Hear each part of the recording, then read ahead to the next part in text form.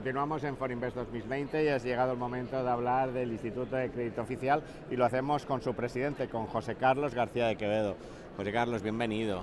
Hola, buenos días, encantado de estar aquí en Forinvest. Presentemos el Instituto de Crédito Oficial, el ICO, unas siglas que son muy conocidas, pero muchas veces el gran público no sabe exactamente cuáles son los objetivos y qué hace el instituto. El ICO es el Banco del Estado, es una entidad de crédito que trabaja básicamente en colaboración público-privado con otras entidades financieras y con el sector privado, especialmente con la pyme, el autónomo y el emprendedor. Y lo que hacemos es ofrecer distintas fórmulas de financiación para promover un crecimiento económico sostenible y coadyuvar a la generación de empleo de calidad y atender las necesidades de las empresas y de algunas administraciones territoriales. ¿Podemos cuantificar la actividad que desarrolla el ICO cada año? Bueno, esto depende también. Por eso son muchos.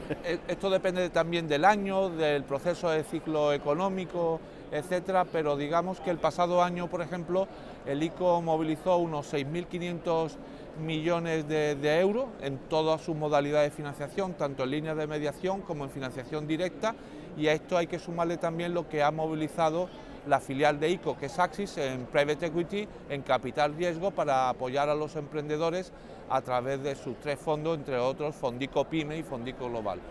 ¿Qué sectores son los que más se acercan al ICO? El ICO trabaja en todos los sectores de actividad, para todas las empresas, pero especialmente para pymes, autónomos y emprendedores. El 65% de las operaciones que lleva a cabo ICO, el 65% son para empresas de menos de 10 trabajadores. Y este porcentaje se eleva al 85% si tenemos en cuenta a las empresas y emprendedores entre 0 y 50 trabajadores, ¿no? Es decir, y todos los sectores de actividad, retail, sector servicios, sector tecnológico, industrial, comercio al por mayor, al por menor, etcétera. ¿Y el audiovisual?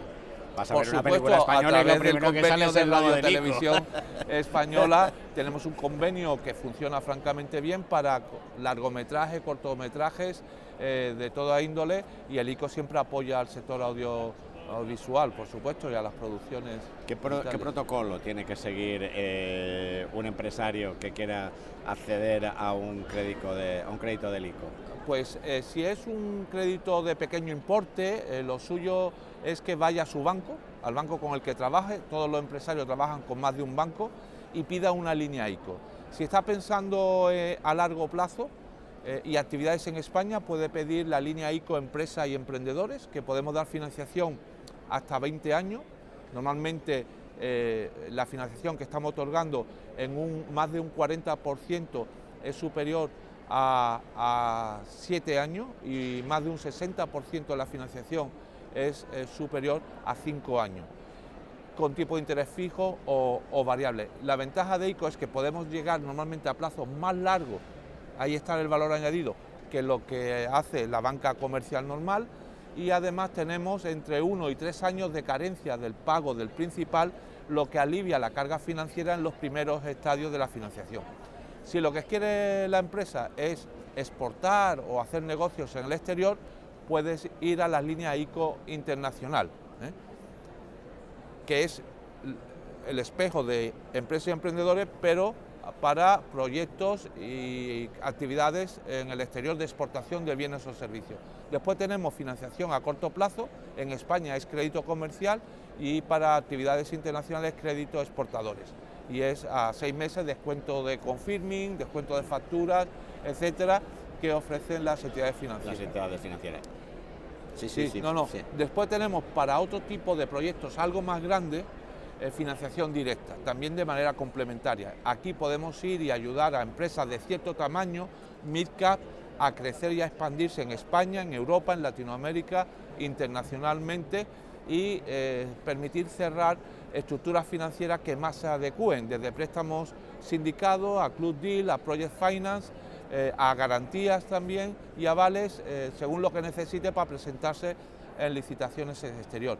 Y estamos intentando cada vez tener tickets de financiación más adecuado, de menor importe, en función del tamaño relativo de cada una de las empresas, ¿no? Que eso es lo que hacemos. Y todavía no he hablado del Venture Capital, ¿eh? Bueno, pues vamos ahí, vamos ahí. Vale. Ahí. Muy bien. Que todavía no has hablado, pues es el momento de hablar. En Capital Riesgo, a través de nuestra filial Axis, tenemos 3 fondos donde vamos a prestar especial atención en materia de sostenibilidad medioambiental para favorecer la transición ecológica por un lado, y también en materia de transformación digital e innovación.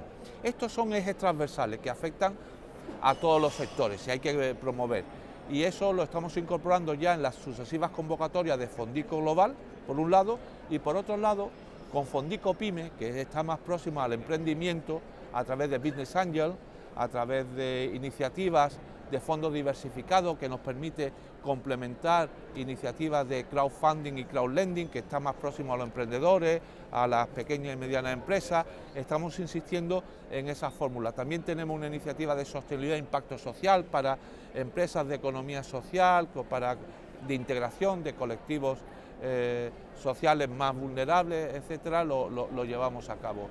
Es una especie de sandbox que nos permite más flexibilidad a este respecto. Realmente tocáis todos los palos. Tocamos todos los palos. Cada vez hay esa demanda de financiación complementaria, alternativa, que complemente a la tradicional bancaria, que son los préstamos, ¿no? Todo suma y se generan sinergias.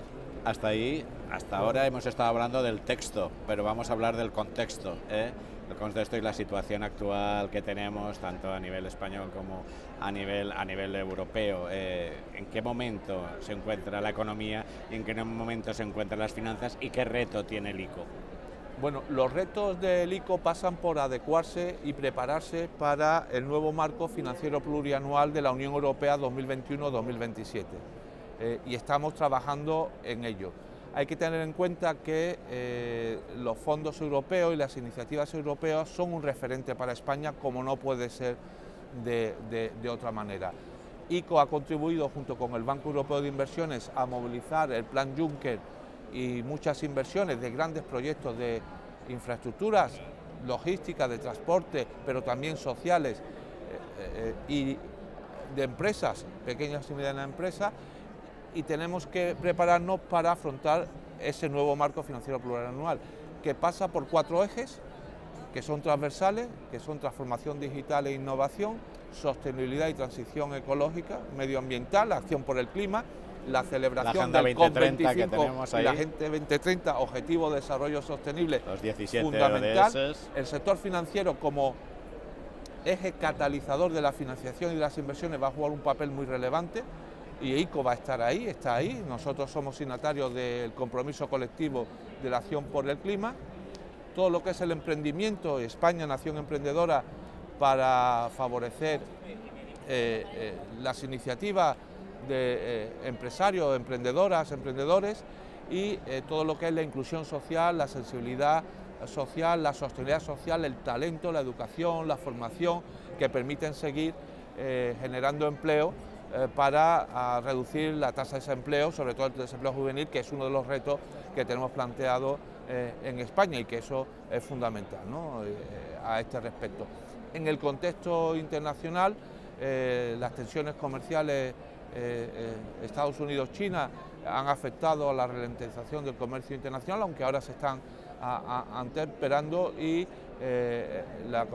la ultimación del Brexit y lo que resulte, pues tiene relevancia también para España y para el conjunto de la Unión Europea. Y el ICO ahí estará. Y el ICO está ahí. De hecho, nosotros hemos mantenido nuestra línea de financiación y reforzado en libras, y estamos apoyando a empresas españolas que siguen haciendo negocio con el Reino Unido y terceros mercados. Para acabar, estamos en Forinvest 2020. ¿Qué valoración se hace? Pues la valoración es muy positiva. Ayer estuvimos en la entrega de premios que se dedicaba a la sostenibilidad y a distintas trayectorias. Hubo ejecutivas de empresas como Picoline, que es cliente del ICO, Picolino, que es cliente de ICO, también Iberdrola, que ha apostado enormemente por las energías renovables y la sostenibilidad, y que también es cliente de ICO. Es decir, que nosotros vamos de la pequeña y mediana empresa a la gran empresa, que tiene un efecto tractor muy importante y una responsabilidad muy importante, y también se le dio el reconocimiento a emprendedoras e innovadoras y al sector asegurador, que está aquí con el sector de las finanzas. Yo creo que ya en su 13ª edición Forinvest es un must de las finanzas e inversiones nacionales e internacionales, que conjuga la colaboración público-privada a la que me refería antes. Hemos estado, y ayer inauguró el presidente de la Generalitat Valenciana, hoy hemos estado con el conseller de Hacienda en el evento. ICO colabora muy mucho con el Instituto Valenciano de Finanzas y con IBACE en todos los ámbitos, y seguiremos colaborando, y hemos venido a estrechar esa relación y a reforzarla, por supuesto. Pues así sea. José Carlos García de Quevedo, presidente del Instituto de Crédito Oficial, muchas gracias por acercar el ICO aquí a Forinvest, y sobre todo muchas gracias por estar ahí, Estamos estar ahí aquí, con las empresas. Manuel, muchísimas gracias, un placer, la verdad.